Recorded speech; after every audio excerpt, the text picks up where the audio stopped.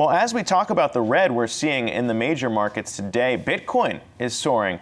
The cryptocurrency is approaching $12,000 amid fresh investor concerns over the U.S. trade war with China. Brian, we were talking about this earlier today, and now we see Bitcoin up 8%, so it's extended its gains. The theory being that now you finally got some volatility back in the market, and you're seeing a flood to what is now being called digital gold. And if you believe it, it would make a lot of sense. Yeah, well, the challenge is that they're calling it digital gold now, but there were questions, and there still are questions about whether or not Bitcoin is really a good hedge against volatility. I mean, for some time, it seemed like Bitcoin was trading with volatility. Then it seemed like for some time, Bitcoin was trading against volatility, which shows you that the investment thesis about whether or not this is an asset class that's supposed to be hedging you from risk or not is kind of interesting. I mean, what we do know is that the price of Bitcoin, at least for maybe the beginning half of this year, was that it was pretty stable. But obviously, since the last few months or so, it's really just taken a rally and is off to the races. So in terms of a store of value, it seems like there's still some settling to be done and still some exploration to see where the true value of Bitcoin really is. But I think that now that you've kind of shaken a lot of those day traders that contributed to a lot of the crazy volatility that we saw in the middle / early fall of last year, it seems like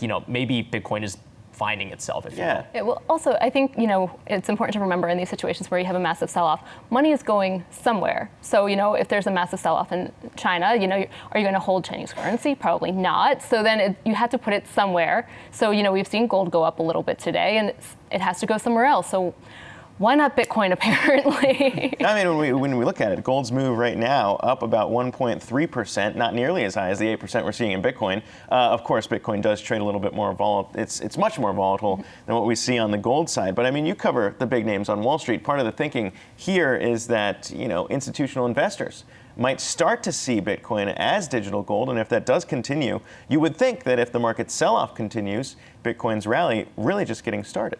Yeah, what I find when I'm talking, whether it's to the bankers or to the hedge fund guys, they find that Bitcoin or cryptocurrencies are something that you can't exactly ignore, but they're unsure about how much capital they want to put to it because, how are you going to store it? There's all of these risks, with, the hackings and things like that. So it's something where they just kind of feel like, okay, we need to take this kind of seriously, but we're not quite sure we want to call it digital gold yet, but we also don't want to, that FOMO factor as well. FOMO is very strong. We talked about this earlier. It makes people very angry. And if you're working other people's money and you get that call, hey, how come we weren't in that trade?